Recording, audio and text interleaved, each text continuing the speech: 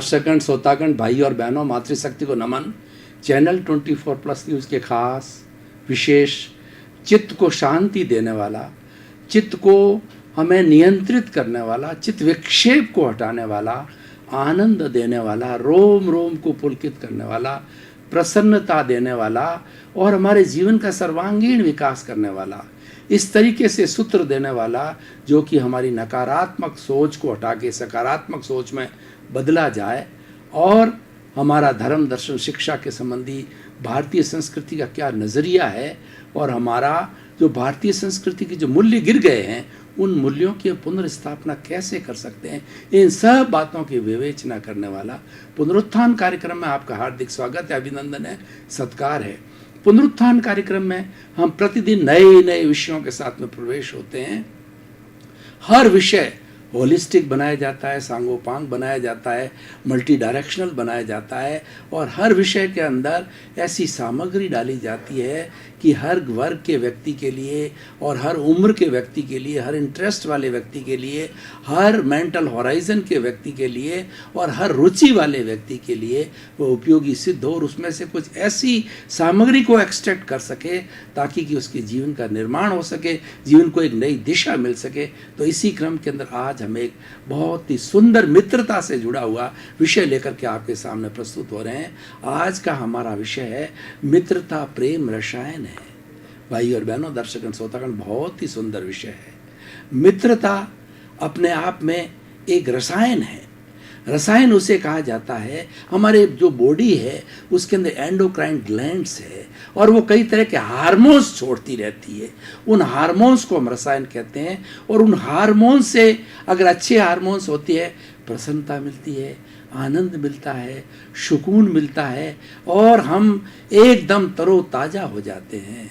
और अवसाद वाले भी हार्मोन्स होते हैं जो कि हमें चिंता में डाल देते हैं, घृणा करवाते हैं और उसके साथ साथ में कई परेशानियों में भी डाल देते हैं। इसीलिए ये सब सारा हमारा जीवन एक हार्मोन्स का खेल है। लेकिन जो मित्रता है हमेशा एक अच्छा रसायन है, अच्छा हार्मोन है, क्योंकि हम अगर किसी को दिल से मित्र मान लेते हैं तो हमारा हितैषी हो जाता है और दिल से माना हुआ मित्र जो है वो हमारा कभी नुकसान नहीं पहुंचा सकता है।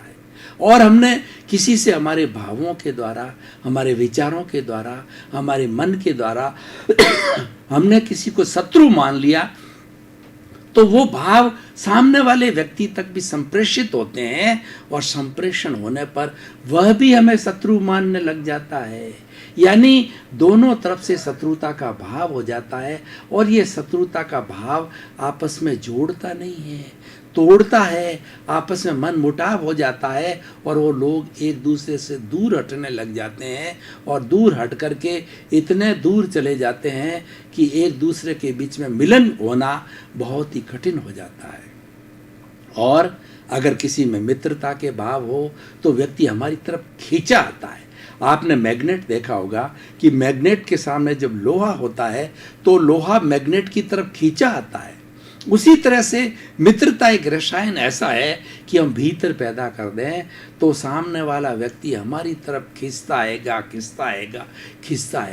इसी तरीके से अगर हम 84 लाख जीवा योनि प्राणियों के प्रति, सभी के प्रति मित्रता का भाव रखें कि मेरा इस दुनिया के अंदर, इस सृष्टि में कोई दुश्मन नहीं है, सभी मेरे मित्र हैं, और रोज हम ये चिंतन करें कि मेरा कोई दुश्मन नहीं है, मेरे मित्र है, हम ऐसी मंगल भावना इस ब्रह्मांड में छोड़ें तो क्या होगा कि ब्रह्मांड के समस्त जीव जो है हमें भी मित्र मानने लग जाएंगे और जहाँ मित्रता का भाव होगा वहाँ पर हम जुड़े रहेंगे और वहाँ एक दूसरे से हितैषी होंगे और एक दूसरे की मदद की सोचेंगे। इसलिए भगवान महावीर ने बहुत ही सुंदर कहा है, अपना सच में सेजा मैतिंग भुए सुकप्पय। तुम स्वयं सत्य खोजो, मैं भगवान बना, मेरे पीछे मत चलो। मैंने अपने भीतर जो है शोध कार्य किया और भीतर जो विराजमान सत्य को प्रकट किया, सत्य को उद्घाटित किया और प्रकाश के अंदर लाया, क्योंकि भीतर विराजमान शुद्ध आत्मा भगवान है, पूर्ण सत्यवादी है। वह अनंत ज्ञान वाला है, वह अनंत दर्शन वाला है, वह अनंत शक्ति वाला है और अनंत सुख का भंडार है। और हर जीवित प्राणी में वही आत्मा विराजमान है, लेकिन उसको खोजने की जरूरत है, उसको अनुभव करने की जरूरत है। अनुभव किए बिना हमें आत्म साक्षात्कार नहीं होता है, आत्म परीक्षण नहीं होता, आत्म निरीक्षण नहीं होता और आत्मा की अनुभूति नहीं होती है। अनुभूति बहुत बड़ी है। हम भगवान बनना चाहते हैं, हम मैत्री करना, लेकिन ये सारा भगवान कैसे बनेंगे, उस सत्य को कैसे उद्घाटित करेंगे? तो भगवान ने रास्ता बताया, तुम सबके साथ मित्रता करो। ये 84 लाख जीवा योनि के जितने भी प्राणी है, 84 लाख जीवा योनि उत्पत्ति स्थान हैं और जीवित प्राणियों की संख्या इस ब्रह्मांड में असंख्य है, अनंत है। सभी के साथ आप मैत्री करोगे, किसी को दुश्मन नहीं मानोगे, तो आपको सत्य उद्घाटित होगा। सबको निर्दोष मानो। जब हम इस ब्रह्मांड के समस्त प्राणियों को निर्दोष मानते हैं, उनके दोषों को हम नहीं देखते, अपने दोषों को देखते हैं कि इन्होंने हमारा कुछ भी बिगाड़ नहीं किया। और वास्तव में ब्रह्मांड का कोई भी प्राणी किसी प्राणी का न तो उसको सुख दे सकता है न दुख दे सकता है। प्राणी को सुख दुख देने वाले उसके पूर्वकृत कर्म होते हैं, वही सुख दुख देते हैं। लेकिन हम अगर सबको निर्दोष देखते हैं तो वह हमारा मित्र हो जाता है, और किसी को दोषित देखते हैं तो हमारा दुश्मन हो जाता है। देखिए, ये अंगुली मैं इस तरफ करता हूं, इसका अर्थ यह है कि मैं सामने वाले में दोष निकालता हूं, और ये अंगुली मैं इस तरफ करता हूं, और ये मेरी अगर एक अंगुली इधर करूं तो चार अंगुलियां मुझे क्या 3 अंगुलियां और अंगूठा क्या शिक्षा दे रहा है कि तुम अपने दोषों को देखो। तो कबीरदास जी ने बहुत सुंदर कहा है कि सारी दुनिया के अंदर मैं घूमा, और घूमा किस लिए कि इस दुनिया के अंदर कितने लोग जो है दोषी है, कितने लोग बुरे हैं। तो बुरा जो देखन मैं चला, बुरा न मिलिया कोई, और जो दिल खोजा आपना, और मुझसे बुरा न कोई।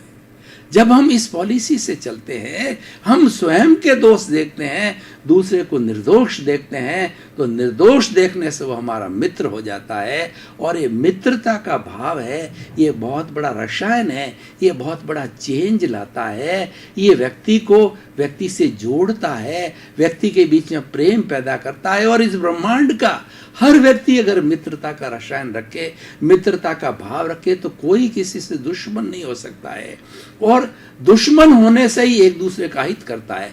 मान लीजिए कि सर्प हमारे पास में से जा रहा है और हमने भाव पैदा किए कि ये तो जहरीला जानवर है, ये कभी काट सकता है, तो हमने उसको किसी तरीके से जो है वो कष्ट देने का अगर किया, हमने लाठी के हिसाब से या कुछ के हिसाब से या अपने भावों से उसको बुरा माना, ये जहरीला जानवर है और ये काट सकता है और इसके काटने से मृत्यु हो सकती है, तो निश्चित रूप से अगर हमने उसको कष्ट दिया है या बुरे भाव किया है, तो वो जाने वाला सर्प जो है, अगर हमारा हिसाब बाकी है तो काट सकता, बिना हिसाब के तो वो काट भी नहीं सकता है, उसकी ऑथोरिटी में नहीं आता, उसके जुरिस्डिक्शन में नहीं आता, कुछ भी नहीं कर सकता। आप उदाहरण के तौर पे देखिए कि हम एक कमरे में 5-7 लोग सोए रहते हैं और किसी तरह का जहरीला जानवर हो, मच्छर हो, सांप हो या कुछ भी, छिपकली कुछ भी हो, तो ऐसा जानवर 5 में से 4 लोगों को क्यों काटता है? ये बड़ा एक साइंटिफिक जो है उदाहरण है कि उन 5 लोगों में से 4 को नहीं काटता और 1 को क्यों काटता है। तो इसका कारण ये है कि उस 1 के साथ पे उसका पूर्व जन्म का कुछ हिसाब है, उस हिसाब को वो क्लियर करने के लिए उसके पास आएगा। अगर आपके जीवन के अंदर कोई हिसाब बाकी नहीं है, कोई डेबिट क्रेडिट नहीं है, तो इस दुनिया में ब्रह्मांड में कितने असंख्य जीव है, अनंत जीव है, सारे जीव हमारे संपर्क में कहाँ आते हैं? हम अपने परिवार में जीते हैं तो अपने बच्चे हैं, बीवी है या उनके नज़दीकी जो प्राणी हैं उनके साथ ही हम जीवन यापन करते हैं, और बाकी लोगों के साथ हम जीवन यापन थोड़े ही करते हैं। हम तो कभी कभार उनसे मिल लेते हैं, या हमारा बिजनेस ट्रांजैक्शन होता है, या हमारा कोई भी एक दूसरे से कार्य होता, शॉर्ट टर्म होता है, लेकिन फैमिली के मेंबर्स के साथ के अंदर हम लंबे समय तक जीते हैं, 50 साल, 70 साल, 80 साल। वो कारण क्या है? वो पार्टियां हैं, वो बड़ी बड़ी पार्टी हैं। आपने कभी बिजनेस किया होता है तो उसके अंदर पार्टी होती है, एक देने वाली पार्टी होती है, एक लेने वाली पार्टी। मान लो हम रॉ मटेरियल परचेज करते हैं तो हम परचेजर हो गए और सामने वाला सेलर हो गया, दोनों पार्टी हो गई है। तो वो जब मैंने कोई भी माल परचेज किया तो उसने मेरा डेबिट किया, और जब मैंने उसको चेक वापस दिया तो उसने क्रेडिट किया, और ये हिसाब हमारा लेन देन चलता रहता, वो पार्टियां बन जाती है। उसी तरीके से हमारे जीवन के अंदर हमारा बेटा आता है, पत्नी आती है, अगर उनको सुख दिया होता है पूर्व जन्म के अंदर तो हमारी वो सेवा करने आते हैं। वो जो है श्रवण कुमार बन करके आते हैं, और पिछले जन्म के अंदर हमने किसी को दुख दिया तो पत्नी क्या, बेटा क्या, पोता क्या जो है वो हमारा बदला लेने आता है। वो हमारी चीजें हड़प कर देता, हमको गालियां देगा, हमारी बुढ़ापे में कोई सेवा नहीं करेगा और धन दबा लेगा। जैसा जैसा सलूक हमने पिछले जन्म में, उसके पूर्व जन्म में उसके साथ किया, वैसा करने। ये सारी अदृश्य चीज है, पर ये कुदरत का कानून है, ये सनातन सत्य, इसको टाला नहीं जा सकता है। ये कर्म का सिद्धांत प्योर मैथमेटिक्स है, मैथमेटिक्स उसके आधार पर ही चलता है, और सारी सृष्टि इस कर्म सिद्धांत के ऊपर चलती है। कर्म सिद्धांत एक बहुत बड़ा ईश्वर है। तो मैं ये कहना चाह रहा था कि मित्रता पैदा करो, शत्रुता के भाव छोड़ो। मित्रता कब पैदा होगी कि हमारे भीतर जो नकारात्मक सोच है, नकारात्मक सोच क्या है कि हम हरेक के नुक्स निकालते हैं, हरेक के दोष निकालते हैं और अपने दोषों का रक्षण करते हैं। हमारी बुद्धि ऐसी है, तर्कवादी बुद्धि है कि हमारे जितने भी दोष है उसको ढकती है, ये बहस करवाती है और ये संसार में भटकाती है, और ये अच्छा ये बुरा, लाइक डिसलाइक पैदा करती है और हमको मान्यताओं से बांधे रखती है। तो ये बुद्धि सारा कार्य करती है। तो बुद्धि जो प्रियता अप्रियता करने से ये नेगेटिव थॉट्स हमारे भीतर खड़े करवाने वाली बुद्धि, इसको जो है वो कुबुद्धि कहा जाता है। हमें कुबुद्धि की बुद्धि अच्छी है लेकिन कुबुद्धि अच्छी नहीं है, वह सुबुद्धि अच्छी। जब हमारी कुबुद्धि खड़ी हो जावे, यानी नेगेटिव थॉट्स आ जावे, हम दूसरे के दोष निकालने चालू करें, तो हमारे भीतर के अंदर बुद्धि के ऊपर एक कंट्रोलिंग पावर है जो कि हमारी आत्मा की प्रतिनिधि, जिसको प्रज्ञा कहते हैं। बुद्धि को अज्ञा कहा जाता है और उसको प्रज्ञा कहा जाता है। वो प्रज्ञा अगर हमारी जागृति है तो प्रज्ञा जो है, आत्मा हमारा भीतर विराजमान शुद्ध आत्मा भगवान हमारी मदद करता है और उस प्रज्ञा को तुरंत भेजता है। वो प्रज्ञा अज्ञा को समझाती है कि तुम ये गलत कार्य करते हो, सही रास्ते पे आओ, किसी के दोष मत देखो, उसका क्या दोष है, ये तो तुम्हारा लेन देन है, तुम्हारा हिसाब है, वो तो निमित्त है तुम्हारा, और ये निमित्त के कारण ही हमारा हिसाब किताब लेन देन होता। तुम तो उसको अपना हितैषी मानो, तुम्हें वो क्लियरेंस दे रहा है, तुम्हें नो ड्यूज दे रहा है, तुम्हें एनओसी दे रहा है और मोक्ष मार्ग में तुम्हारा सहयोगी है, क्योंकि जिनके साथ में तुमने जो दोष किए हैं, शत्रुता का व्यवहार किया है, उन सबको वॉश नहीं करोगे, उन सब से क्लियरेंस नहीं, उन सबको मित्र नहीं बनाओगे, तब तक तुम्हारी मुक्ति नहीं है। देखिए, जब एक एक प्राणी ये कह देगा कि मेरी आपसे मित्रता है, कोई शत्रुता नहीं है, मुझे कोई भी हिसाब किताब बाकी नहीं है, नो ड्यूज क्लियरेंस देता है, उसके बाद ही हमारी मुक्ति होती है। और हम दूसरों के साथ में शत्रुता का भाव पैदा करते हैं, दूसरों को कष्ट देते हैं, दूसरों को हम गाली गलोच और हिंसा की भावना करते हैं, या उसको जो है हम घृणा की दृष्टि से देखते हैं। ये सारे शत्रुता के भाव है। शत्रुता एक वट वृक्ष है, उसी तरह से मित्रता भी एक वट वृक्ष है। तो कौन से वट वृक्ष की हमें छाया लेनी है, कौन से वट वृक्ष को हमारे जीवन के अंदर खड़ा करना है, तो मैं आपसे कहना चाहूंगा कि मित्रता का वट वृक्ष बनाइए। भाई और बहनों, दर्शकगण, श्रोतागण, बहुत ही सुंदर विषय है। हमारे पुनरुत्थान कार्यक्रम की ये परंपरा है, हर एपिसोड को हम क्रिटिकल कसौटी पर कसते हैं कि ये हमारा एपिसोड क्या प्रासंगिक है, ये रिलीवेंट है वर्तमान परिप्रेक्ष्य के अंदर, और इसकी सोशल यूटिलिटी है क्या। तो मैं आपको कहना चाहूँगा कि आप सबके साथ मित्रता के भाव रखोगे तो अन्य लोग भी आपके पास मित्रता का भाव रखेगा।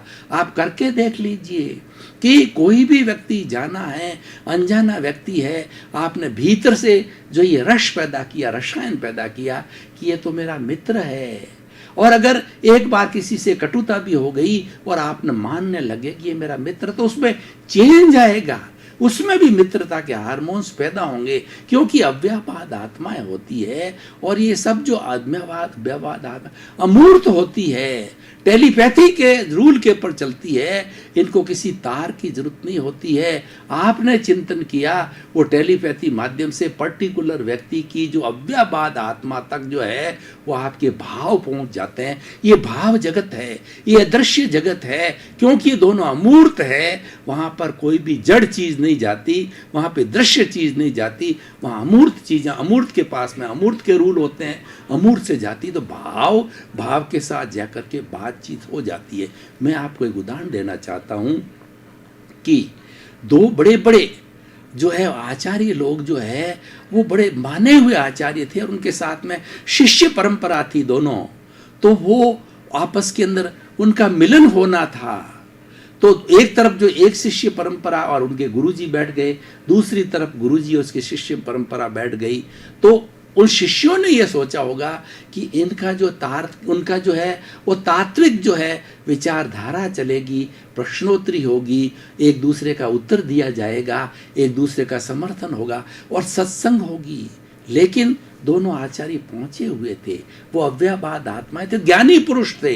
वो दोनों बैठ गए, दोनों मौन रहे, और मौन अवस्था के अंदर उन्होंने लंबे समय तक भावों से वार्तालाप किया, और वो संतुष्ट हो गए, और दोनों आचार्य चले गए। दोनों की ऋषि परंपरा जो पीछे जो अपनी शिष्य परंपरा वो भी चली गई। शिष्यों ने पूछा कि आप इतने लंबे समय तक बैठे रहे और दोनों में से कोई एक शब्द भी नहीं बोला, इसका क्या राज है? तो उन्होंने बताया, हमने भावों से वार्तालाप किया, उनके भाव मेरे पास आए, मेरे भाव उनके पास में चले गए, और हम एक दूसरे से समर्थित हो गए। हमने एक दूसरे से मित्रता के भाव रखे, एक दूसरे से जो है हमने चाहत के भाव रखे, हम पक्के मित्र बन गए, और पक्के मित्र होकर के और हम प्रसन्न हो गए, तृप्त हो गए, और हम एक दूसरे से वो चले आए, और हमारी वार्ता बहुत ही अच्छी वार्ता रही। भाई और बहनों, दर्शकगण, श्रोतागण, तो मैं आपको कहना चाहूँगा कि आप भीतर क्या सोचते हैं, 24 घंटे आपके दिमाग में क्या चल रहा है। दर्शकगण, श्रोतागण, भाई और बहनों, आपका बहुत बहुत धन्यवाद, आपके प्रति आभार। आप प्रतिदिन पुनरुत्थान कार्यक्रम देख रहे हो, तो हम आपसे निवेदन करते हैं, आप लोगों को प्रमोट कीजिए कि पुनरुत्थान कार्यक्रम में बहुत अच्छी अच्छी बातें, अच्छे अच्छे सूत्र बताए जाते हैं, हमारे इस जीवन के सूत्र बनाए जाते हैं, पारलौकिक सूत्र बताए जाते हैं, हमारा जीवन किस तरह से सर्वांगीण हो और मनुष्य जीवन की सार्थकता कैसे बने, ऐसे विषयों के ऊपर रोज प्रवचन किया जाता है। तो आप हमारे साथ जुड़े रहिए, क्योंकि इससे आपको बहुत बड़ी शिक्षा होगी, आपके जीवन की दिशा बदल जाएगी। आप दिशा बदल दीजिए, दशा बदल जाएगी, आपके नकारात्मक सोच सकारात्मक सोच में बदल जाएगी। इसी क्रम में आपका जीवन आनंदमय हो, मंगलमय हो, धर्ममय हो, सुखमय हो, प्रेममय हो, और आप शतायु होकर के जो है अपने समाज की खूब सेवा करें। आपके प्रति मंगल भाव।